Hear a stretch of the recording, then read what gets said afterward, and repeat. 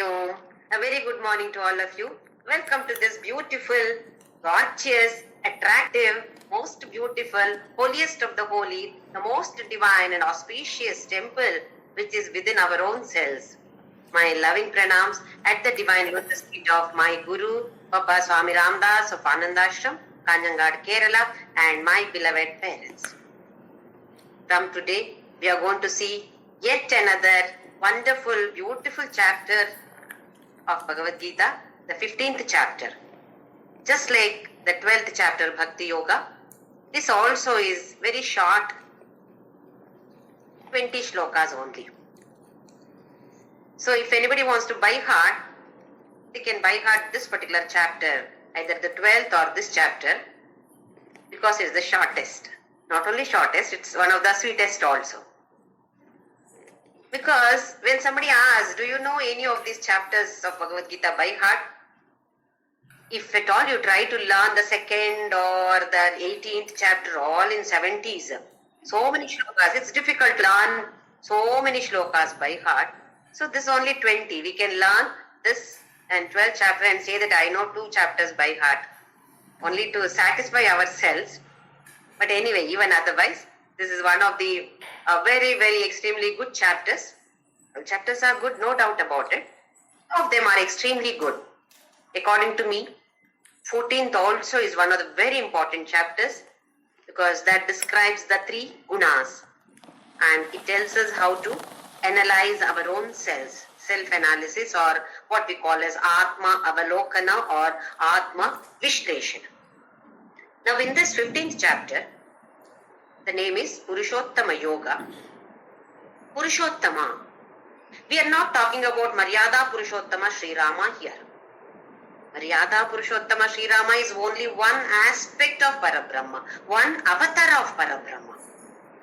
Whereas this Purushottama, we have already learned what is Purusha, what is Prakriti. The great Chaitanya or Chetana, that is this Purusha. And here Yoga is topic, the subject of matter. The subject is Yoga here. So we are going to learn about that Purushottama. In this chapter, Krishna tells us how Jnana Yoga can be used as a sadhana to realize Him or to become that Purushottama itself or himself or herself. He talks about different gunas again, sadguna, that gunas have to be developed, surrender. And mainly, initially, he compares this samsara or prapancha with this Ashwatha Vriksha. Ashwatha Vriksha, in Kannada it is Ashwatha only, in Telugu it is Ravi Chettu, and in Tamil it is Arasi Maram. In English, people tree, not banyan tree, people tree. All of us have seen this tree. It's a huge tree. Now he compares this samsara or prapancha with this particular tree. Comparison can be done only with the things which have got some similarities. Otherwise, there is no comparison. You cannot compare it on. We have already seen one of the examples for such situations. Some guests come visit my house and I ask them, do you want coffee or do you want a cup? I repeat that. Do you want coffee or do you want a cup? Is this right? If I say, do you want coffee or tea or milk or juice, then there is some sense. When I ask, will you have coffee or cup? It sounds a little odd. Something has gone wrong with JYOTHI. Because we cannot compare a cup with coffee. What we call as sadharmyata. In Sanskrit, the word sadharmyata is used. They should be comparable. Otherwise, you cannot compare them. You should not compare them. So here, Ashwatha. Name Ashwatha. Let us see the meaning of this word, Shwatha. Shwa in Sanskrit Shva means tomorrow. Shva is tomorrow. Tha. Tha means one who is existing. Shvatha is one who is existing tomorrow. Tomorrow means any other day also it is existing. Now Ashwatha has come. A comes when it is opposite of Shwatha. Shwatha is the one who is existing tomorrow. Ashwatha is the one who may not exist up to tomorrow also. Opposite of Shwatha, that is, there is no guarantee that this will be existing even tomorrow. Forget about after a few years. Even tomorrow's guarantee is not there. So the name Ashwatha. So to that tree, Krishna compares our samsara or universe. What is samsara? Raga, dvesha, me and mine is samsara. The struggle between this raga and dvesha. We have seen many times what is raga and dvesha. Let us just brush up once again.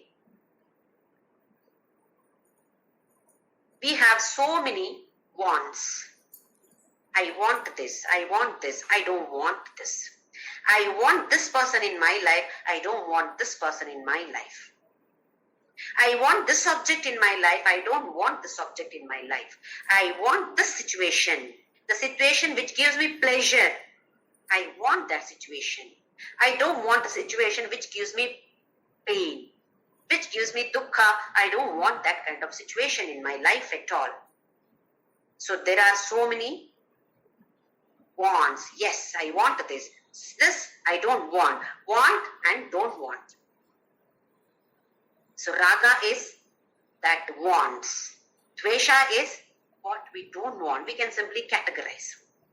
Just observe in our life, only these are there. Something we want, something we don't want. If somebody comes in my life, I am happy. If somebody goes out of my life, I will be the happiest. Some object. When we see somebody wearing some nice dress or some saree or some jewelry, immediately the thought arises there. Even I want this. Then what do? We work for getting this. How to get this? From where did that person get that jewelry or saree or whatever it is? Probably we go and ask that person and then go to that particular shop, or nowadays all online. That also we want to check how much is it, how much did she pay, where it is cheaply available. If I go to the shop, then I can see, touch and see the texture. All such kind of thoughts are there, isn't it? It's quite natural for us to have such thoughts. That means we are working towards it. So finally we get that. We are very happy wearing that. More than just wearing, we are very happy by showing it to others. And when somebody gives a compliment, Jyothi, this is very nice, you are looking very pretty, wow, then very happy. If somebody is not giving me compliment, then I feel bad. It's disappointed. That person generally gives me a compliment. Why didn't that person give me a compliment today? Then you start analyzing that person. So here raga. Dvesha. Just the opposite of this. Some object or some person is there in my life. How to get rid of this person? I don't want to visit that person. Okay, we cannot go. We need not go. But if that person comes to my house, if that person happens to stay in my house, one of my own family members I don't like, what to do? You start working towards it, how to chase that person out of the house. Mind is totally filled with this. So you start hating that person. Similarly, any situation which gives me pleasure, I run behind that. Any situation which gives me pain, I run away from that. Either running towards or running away from situations. So raga and dvesha, our whole life is only this, a fight between these. So Krishna is comparing this samsara or prapancha with this Ashwatha. He points out some of these factors over here. Let us, before getting into this particular chapter, we will see the comparisons so that it becomes easier for us when we go through the shlokas. The first one is, it is very vast. All of us have seen Ashwatha Vriksha, very, very huge one, vast tree, spread, hugely spread. Similarly, samsara or prapancha also is like that. It is very, very vast. You may be able to say it is so many miles, etc., but still it is very, very vast. It is not something which is small. Then, the next point is Adi Anta Rahita. When did this Ashwatha Vriksha start? Can any one of us tell? How did this Ashwatha Vriksha come? From a seed. It was in a seed form earlier. It was sown in the earth or the mud, or it fell from one Ashwatha tree. The seed has fallen, and that seed has sprouted and become a huge tree today. So today we have a Ashwatha tree, which was in the form of a seed a few years back. Where did that seed come from? Oh, it must have come from another tree. Another Ashwatha tree it has come. Where did that Ashwatha tree come from? From another previous seed. That seed, so you go backwards like this. Where did it start? When did this start? Can any one of us tell? We don't know at all. So we say Adi Rahita. Similarly, Anta. When will this end? This Ashwatha Vriksha will give some more seeds. That will fall on the ground. That will, one more seed, one or we don't know how many more plants will come up. Then slowly they will become huge tree. So there is Adi Anta Rahita. There is no starting, no end. Similarly, our samsara. We are born because of our parents. How were they born? Because of their parents. How were those, our grandparents were born? Because of their parents. So like this we go backward and backward like this. When did this start? We don't know. When will this end? We don't know. So we say Adi Anta Rahita. Where did I come from? Where am I going? Why did I come here? What is the purpose of my life? Not able to understand. Why did I come? Simply having some pleasure and pain. Oh, enjoy. Oh, you cry and go back. Again, punarapi jananam, punarapi maranam. The same thing happens. Only thing is we are in different bodies. We transmigrate from one body to another body, that's all. But we are existing. How long? That also we don't know. Similarly, this Guru Shishya Parampara we say. Guru. I'll take up that with another topic called Anirvachaniyam. Anirvachaniyam. We cannot say whether we are the cause or effect, karana or parinama. Am I the cause? Am I the effect? As far as my parents are concerned, I am the effect. They are the cause. They are the cause and I am the effect. As far as my children are concerned, I am the cause, they are the effect. I hope all are able to understand. So what am I? Am I cause or am I effect? From one angle. From the angle of my parents, I am the effect. They are my cause. From another perspective from my children, I am the cause, they are the effect because I brought them here to this world. So what am I? Am I the cause? Am I the effect? We cannot say at all. Just like how Guru Shishya. One Shishya learns from a Guru. Then that Shishya shares that topic with some more people and those people are that person's students. So from the perspective of Guru, he is a Shishya. From the perspective of his students, he is a Guru. So whether he is a Guru or a Shishya, Absolutely Guru, absolute Shishya? No, we cannot say. Relative. Compared to this person, he is the Shishya. Compared with that person, he is a Guru. That we can say. That's all. Otherwise, absolutely no Guru, no Shishya. A Vriksha also is like that. Whether it is a parent or a child. We use the word anirvachaniya. The word we cannot express. Because there is no particular, definite position for that. Whether it's a cause or effect. This is the third point. Next one is Moolatvam. Moola, root.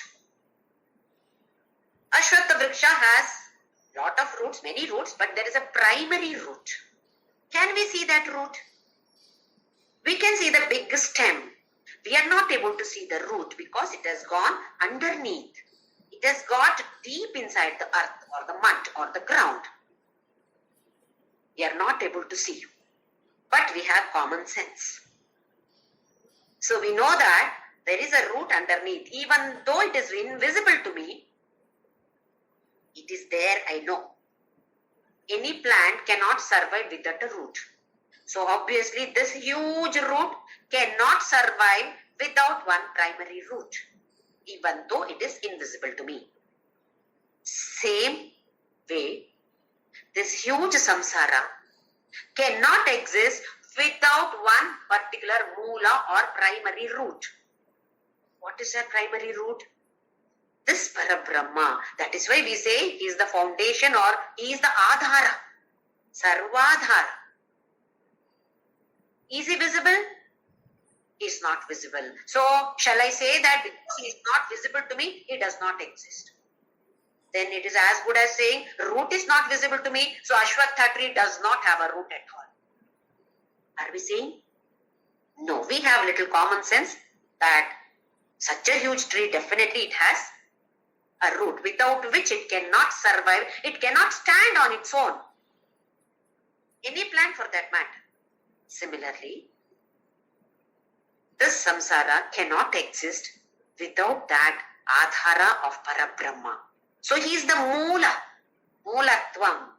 Vriksha has got a moola or a root, primary root. Similarly, samsara also has got invisible root called Parabrahma, on whom we are all dependent.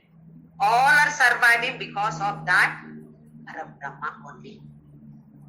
Next point is Shakhatvam. So many branches are there in the Ashwatha tree. So many branches. It's a huge. Similarly, our Samsara Vriksha or Prapancha Vriksha also has got lot of branches. Krishna says that there are 14 such branches which are compared with the 14 lokas. There are many, for Ashwatha Vriksha there are many, but here our Prapancha Vriksha has got 14 branches. All these branches represent 14 lokas. The middle is our Bhuloka or Manushya Loka. Above this Bhuloka there are 6 Bhuvaka, Suvaka, like this 6 lokas, Uttama, better lokas or higher lokas. Below this, Atala, Vitala, Sutala, like this, there are 7 lokas. Below Bhuloka, 7 lokas. Above Bhuloka, 6 lokas. Including Bhuloka, altogether 14 such branches are there. Now, Bhuloka is in the middle. So, Krishna uses the word Manushya Loka in one of the shlokas. Lot of importance is given to this Bhuloka or Manushya Loka. Why? Why not to the others? Because this is the only one loka where we acquire punya or papa. The karmas that we do give us phala, punya or papa only in this bhuloka. What about the rest of the 13 lokas then? They are only bhoga lokas. What you have acquired here, what you have earned here, you simply spend there. You don't have the capacity to earn any punya or papa in any other lokas except bhuloka. This is what our shastras or puranas say. That is why Manushya Loka, bhuloka is given importance. In that, Manushya Loka, being born as a human being, is We have paid a very, very high value in the previous birth. That is why we are born in this particular human being. Then, are we using this particular birth properly? If we don't use it properly, we will be acquiring more papa karmas. Doing papa karmas or karmas which give us papa. Then what happens? This also we have seen. In the next birth, we will be going to the lower lokas, which are below bhuloka. What do you mean by below here? Not distance wise. Worse janma, worse birth. Maybe as an animal, or insect, or a bird, or a plant, or even a rock. So, we should not take it for granted. Oh, I am born as a human being. Next, I will be definitely born as a human being. No, there is no guarantee. Unless we do some good service. Unless we acquire more and more punyas, we will be going downwards. When we do some karmas which give us punya, then we will be going to the higher lokas. Higher loka, once again, not distance wise. We simply say that Swarga, God. Where is God? We look up. God alone knows. We look up and say, we don't look down and say God alone knows. Always it is up. Why? Because we cannot comprehend. What is God? We cannot comprehend. So what we cannot comprehend, we simply look up. So going to the better branches means either going to the different lokas or getting different births which are more conducive for this path of spirituality. To move towards Parabrahma, it will be more conducive. Atmosphere will be better for us to move forward in the path of spirituality. That is called better janma. This we have seen. If Sattva Guna is dominating, then Veridai, that is the body, gets destroyed. We move on. The Sukshma Sharira moves on to a better Uttama, Nirmala Loka, Uttama Loka.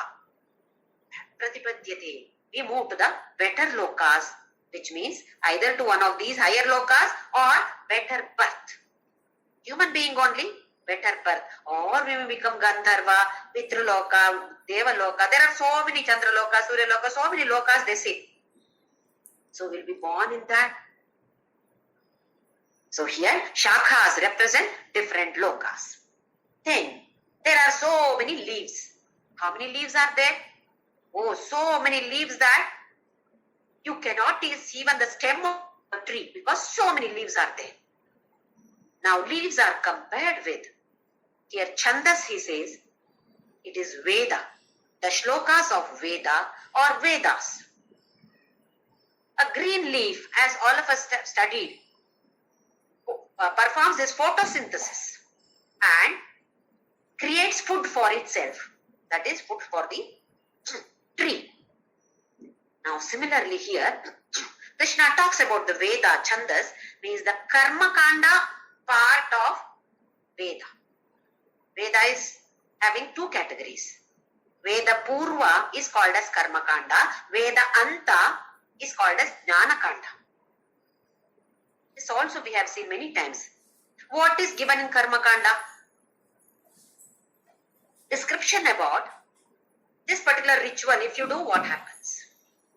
Putra Kameshti Yaga. Do you want to beget a child? Then perform this particular yaga. So different rituals, different pujas, different yajnas, havanas for a particular result. Jnanakanda does not talk about any rituals. You see any of the Upanishads, they do not talk about the ritual. There in Jnanakanda, ritual is not important. Karmakanda, rituals are important. Then why is this Karmakanda given to us? Because mind has to be purified. Unless the mind is purified, you cannot reach this Jnanakanda. But slowly we must move forward. Krishna says that there are different kinds of people in this world. Some of them don't trust God, say that there is no God. Then they do not perform any puja or anything because they do not trust. They do not have belief in God. Fine. Then there are some people who keep on doing rituals. They trust God. They worship God. Keep on doing some puja or the other, some vrata or other things. Is it not right? Yes, it is right to do it. But what Krishna says is, after a particular stage, keep moving forward. Don't get stuck there. Keep moving forward. You should have some interest to learn Bhagavadgita or Upanishad or what is Parabrahma. I know Krishna, I know Rama, I know Sai Baba, but what is this Parabrahma? What is this question? Who am I? That kind of interest should be developed. To develop that, mind should be purified.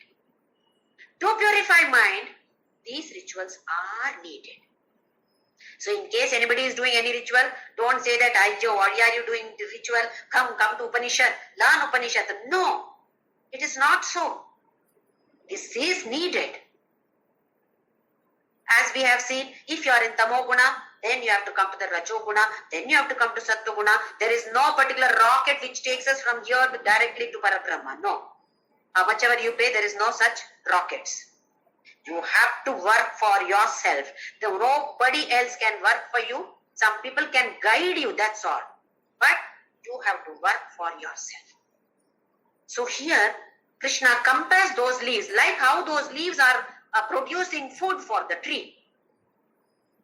This Karma Kanda, this Vedas, Shlokas, creating food for us to move forward in the path of spirituality.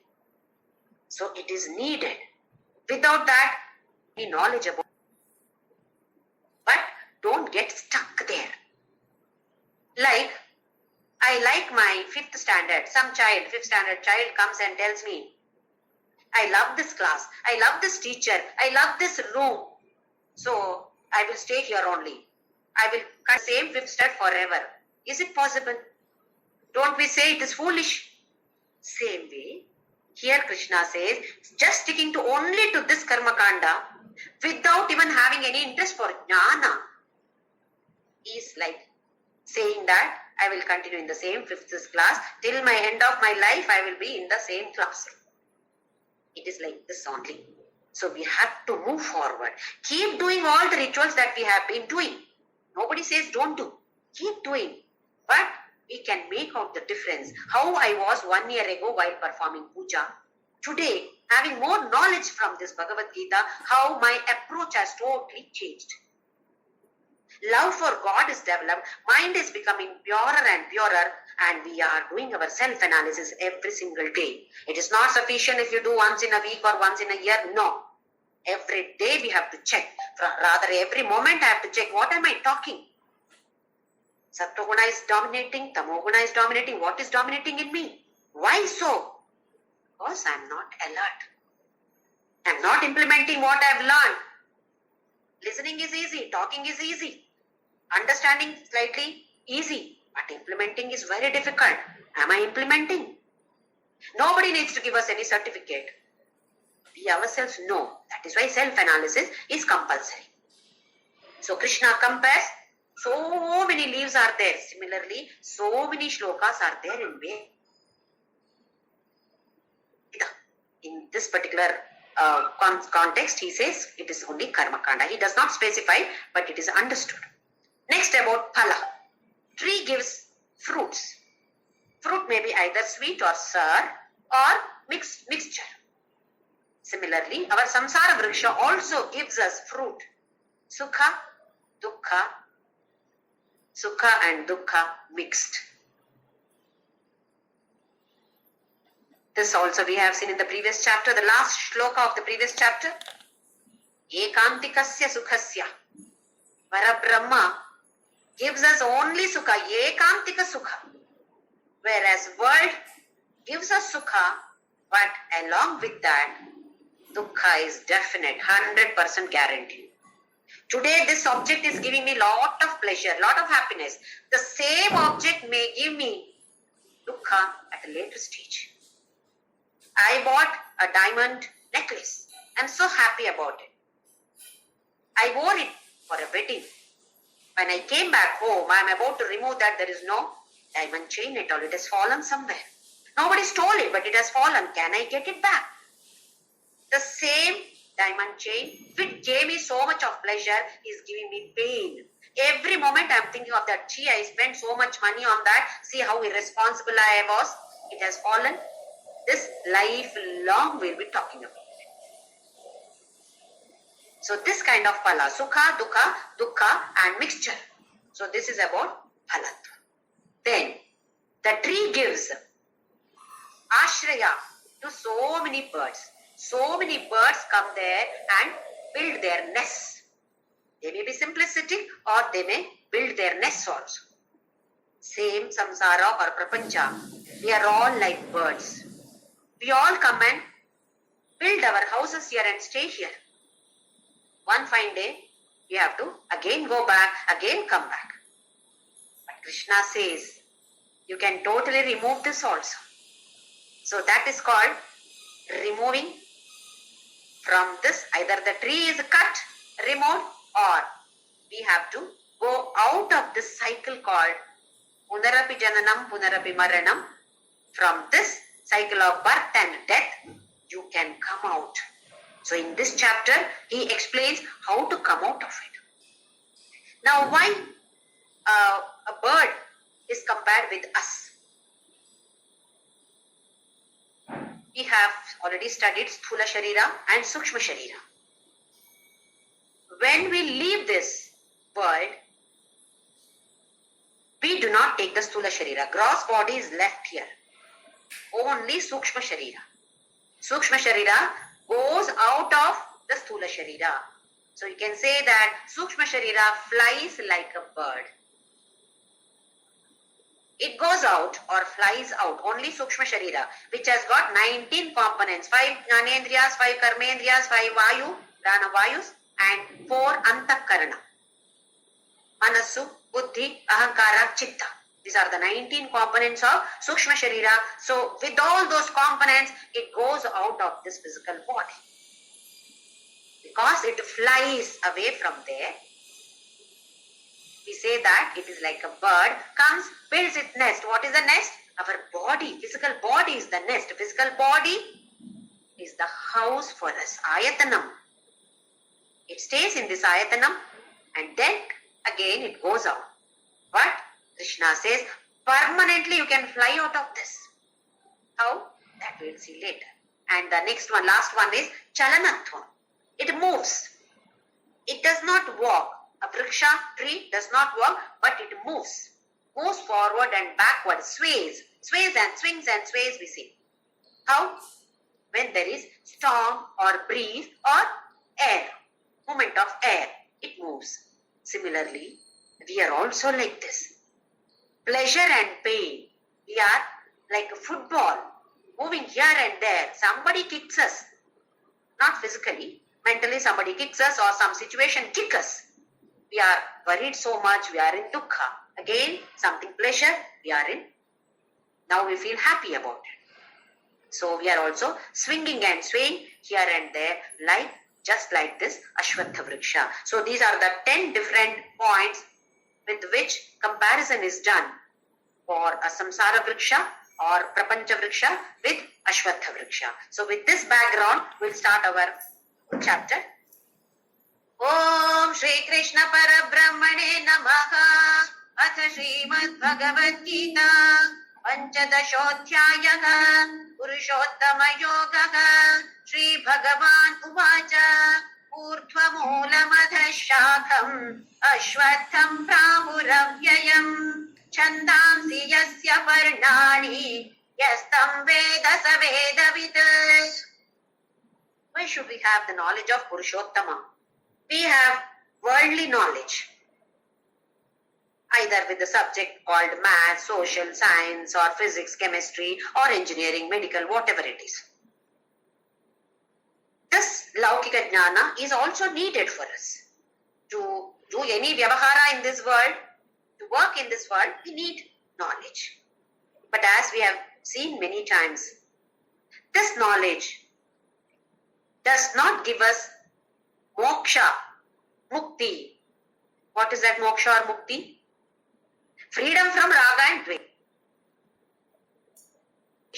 That's all. Mukti is freedom from raga and dvesha. Does it give? It does not give. That is why Adi Shankaracharya says that this is only different veshas that we are putting. Udara nimittam. Only for the sake of our stomach. We need food. We may not be working, but in our family somebody else is working, somebody else is earning money.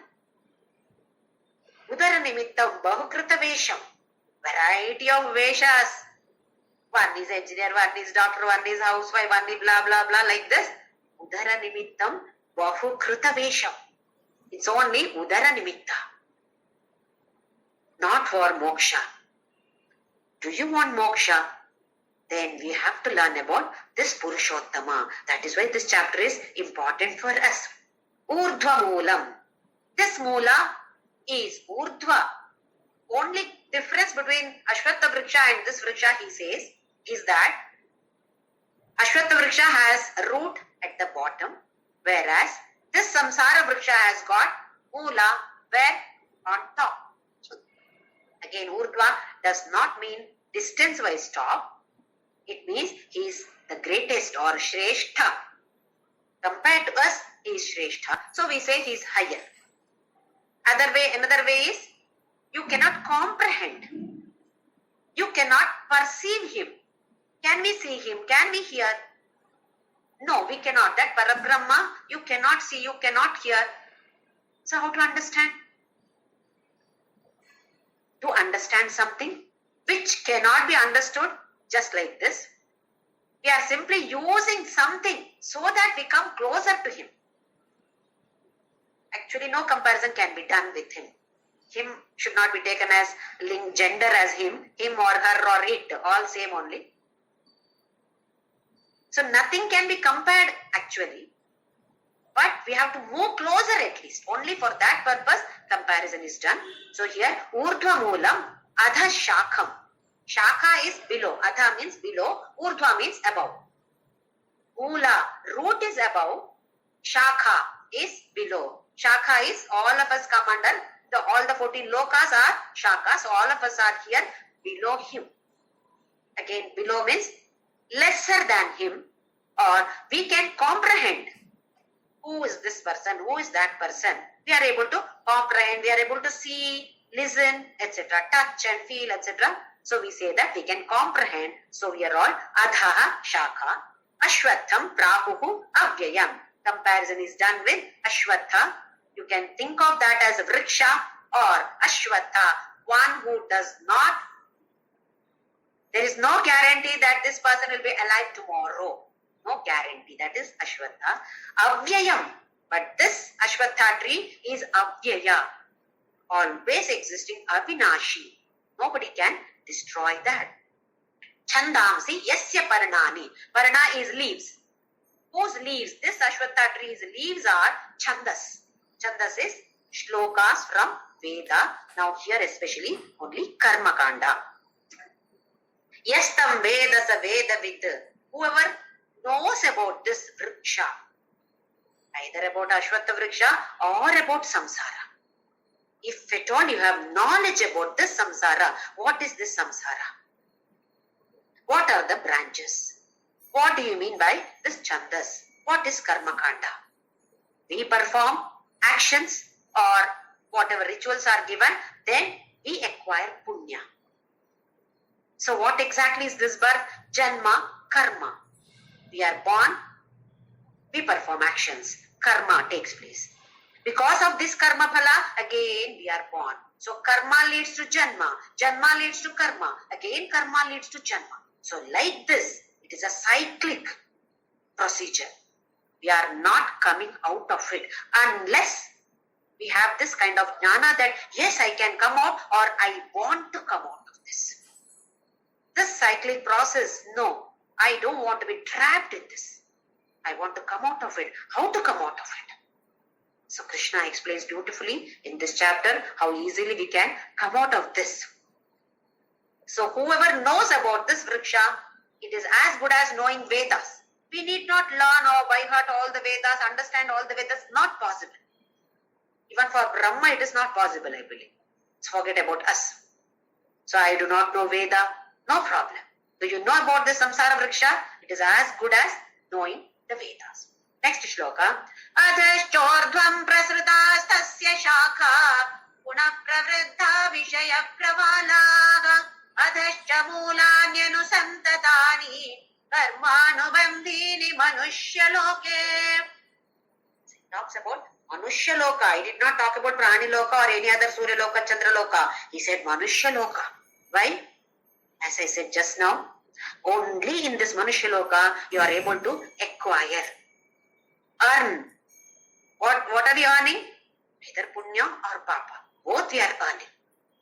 Only when the Prarabdha Karma becomes zero, Prarabdha Karma Phala becomes zero, only then we leave this body.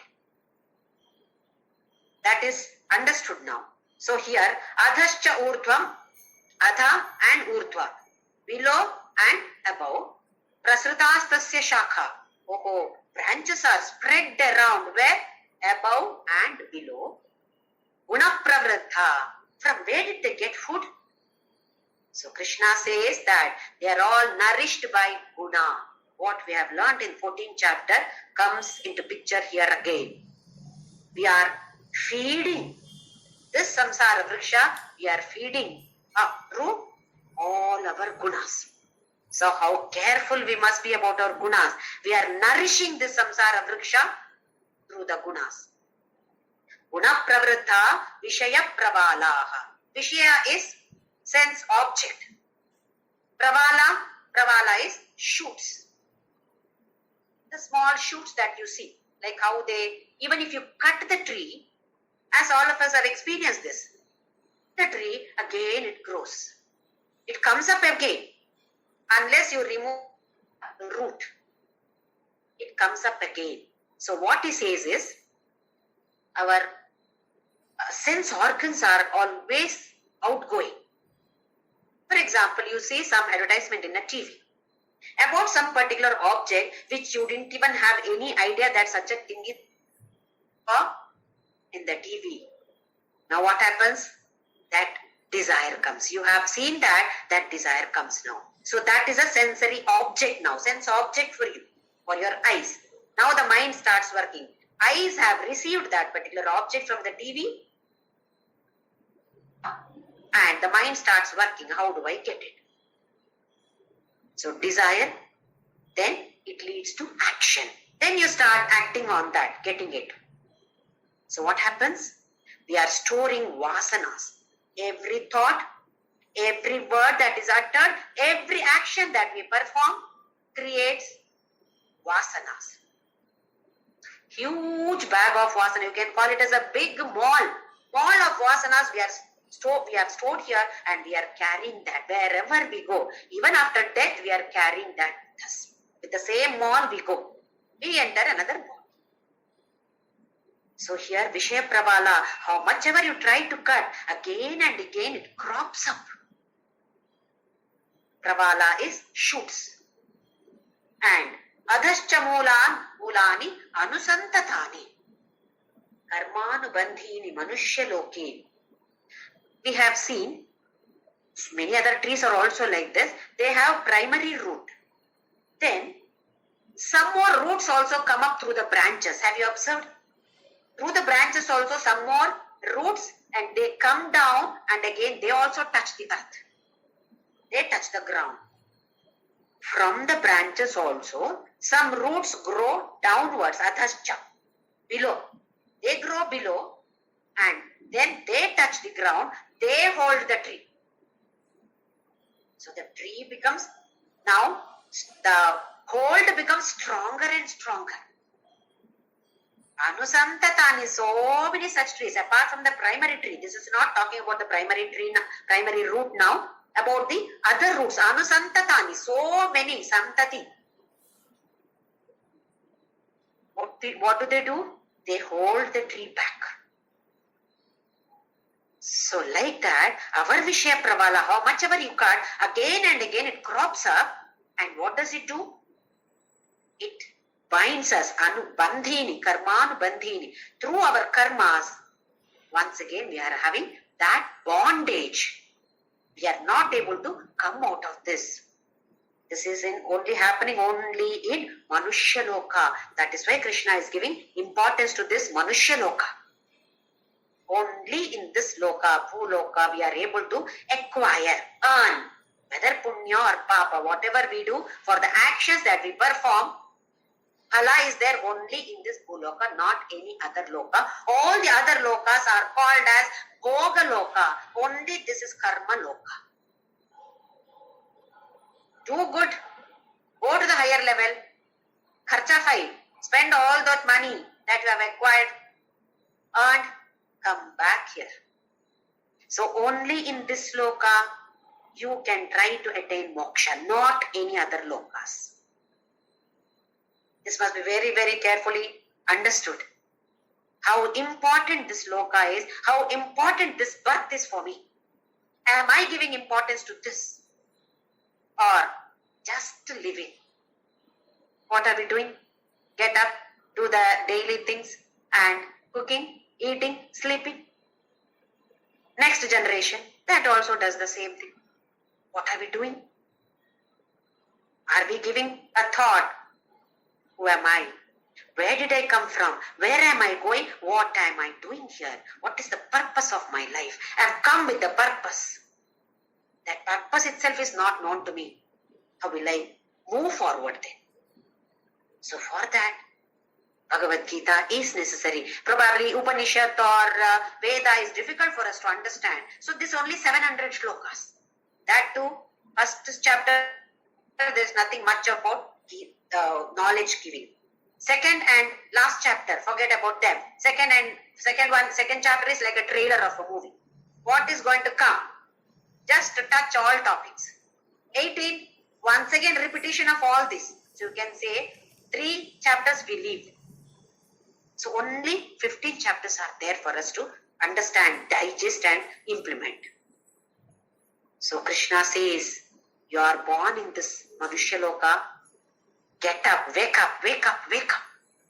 Are we waking up? Yes, we are all. Next sloka.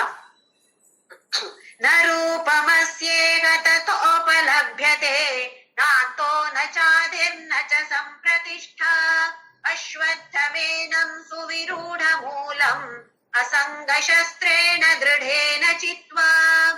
The first 2 lines, the continuation of samsara only.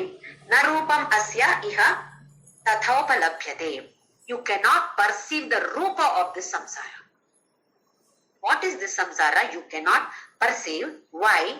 Nanto nachadir nacha sampratishta. There is no adi, there is no anta, there is no sampratishta. Here is middle or the base. I do not know. Adi is not known, anta is not known, middle is not known, foundation is not known, and say I know. I know this world. I know what I am.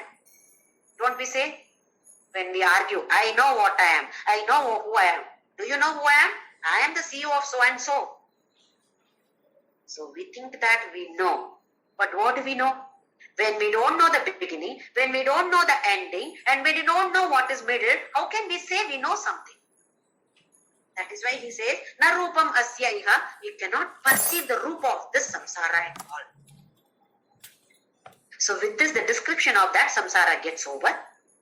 Now the next 2 shlokas, the 2 lines onwards, Krishna gives us, advices how to cut this tree. What do you mean by cutting the tree? How to attain moksha. What do you mean by getting this moksha? How to get out of this raga and dvesha. What are the things that is needed for gaining this particular from that Parabrahma? Just like how it flows and joins the ocean. Once it joins the ocean, it loses its identity. You cannot say this is Ganga, this is Yamuna. In an ocean, you can never say. It's an ocean, that's all. It has become part of the ocean. Similarly here, how to become that Parabrahma. What are the things that is needed to be done? So Krishna says here, Ashwatthamenam suvirudha moolam. Is very strong. The moola, the root is very strong. Asanga shastrena drudhena chitva. He says, wow, very strong shastra. Shastra is a weapon. Strong weapon is needed. What is that? He gives list of some more weapons. One of them is Asanga Shastra. Asanga is no attachment. Sangha. Sangha is attachment. Sat Sangha. Attachment to Sat. Sat can be, we generally say Sat means good. Satya. That is why Satya has come from the dhatu called Sat. It is not only that is what is good, but Sat actually means what is permanent. What is permanently existing, that is Sat. Asatoma Satgamaya. From Asat, take me to Sat. How to take us to Sat? That I am this particular body that I am identifying with. That identification I should change to Sat. Sat is that Parabrahma or Paramatma or soul or Atma, whatever we call, which is continuing existing. No Adi, no Anta, no Madhya. Whereas for this body, there is Adi, there is Anta, then you can calculate the Madhya. So Asanga, without any attachment. No attachment to anything. Having Sattva Guna Pradhana, Sukha Sangha, Jnana Sangha is there. That is why Krishna said, you have to become Gunatita. You have to go beyond that also. Initially, you have to be established, stabilized in that Sattva Guna. Then slowly you have to try to move beyond that, which means our identity. We have to simply change our identity from this physical body to that Paramatma. So here he says, Asanga Shastrena Drudhena Chittu. Very strong. That Shastra should be very strong. One of the Shastras, one of the weapons is Asanga. In the later Shlokas, he talks about some more. That Parimargitavya. You want to move in this Marga. Marga is road or path. Many more things are needed. Can we get this Vairagya? Asanga is once again said as Vairagya. Can we get this Vairagya so easily? Unless we have the knowledge, we cannot get Vairagya. Just talking about eating a sweet. I love to eat sweet, so I keep on hogging sweets. When I come to know that if I eat more number of sweets or more sweets, what happens to my body? I may have diabetic problem. I may have loose motion or health. I will lose my health. Or if I'm already diabetic, I should know that I should not be eating sweet. Maybe a small piece just for the taste of the tongue. Only for that purpose I should be taking, because this comes from knowledge. Then also it is not possible, because we have variety of sugar free. That also is sweet, but it is sugar free. Why do we have to take that? The tongue is so powerful. A small portion of the tongue only is able to take the taste, I believe. Only for that portion of the tongue, we have become slaves. That demands, eat this jyoti, eat that jyoti, this is not good, that is good. Again, raga and dvesha comes into picture there. Where is vairagya? So is it easy? So he says, devotion is needed. Surrender is needed. You have to surrender. Many of us simply say that, I have been surrendering to God only. He only takes care of me. Saying is easy. When some tough situations, we have to face some tough situations, are we able to accept it as Ishvara Prasada?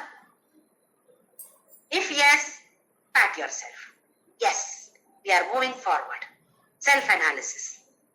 Why did I behave like this today? Why did I talk like this today? Some situation, some tough situation, somebody abused me, I got angry, I got irritated, I also blasted back. Why is this happening to me? Because lack of knowledge. That person's tamo guna is speaking, not that person is speaking to me. Not that person is abusing me. That tamo guna in that person is abusing. Which guna is there in me? Which guna should be there in me? Sattva guna. How should I receive it then? So that kind of knowledge is necessary to have this asanga. So we have to keep listening to either Bhagavadgita or Veda or Upanishad or any of the scriptures.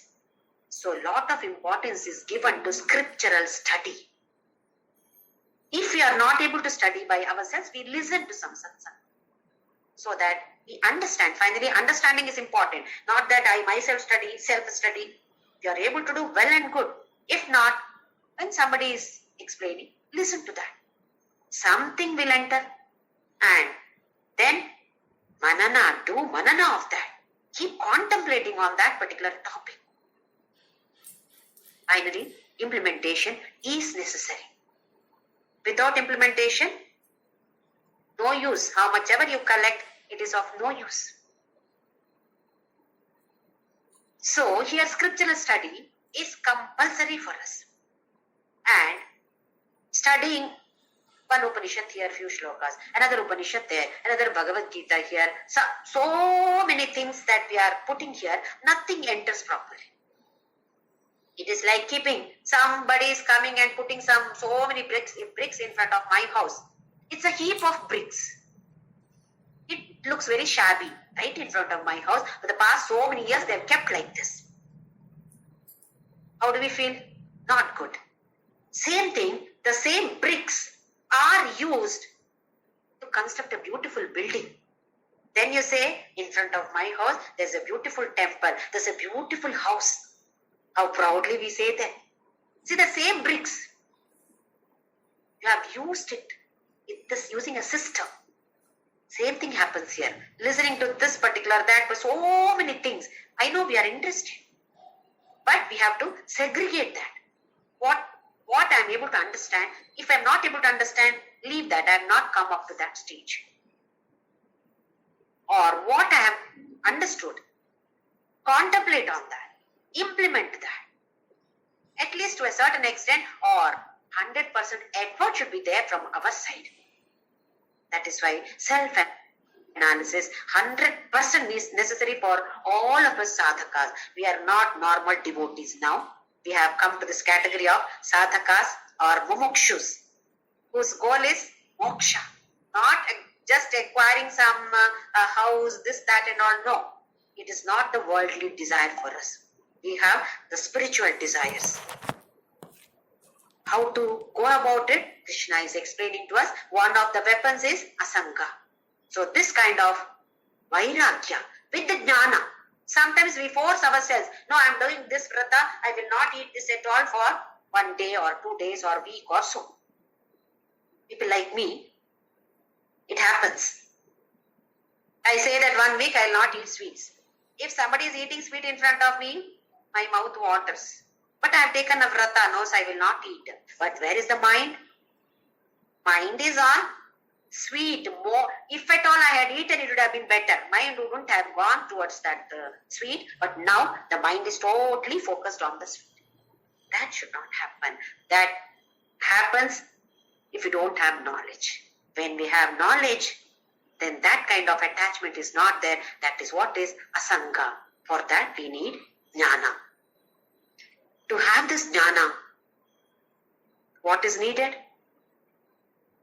Continuous namasmarana. As much as possible. That will push us like anything. That simply drags us in this path of spirituality. So let us chant. Om Shri Ram Jai.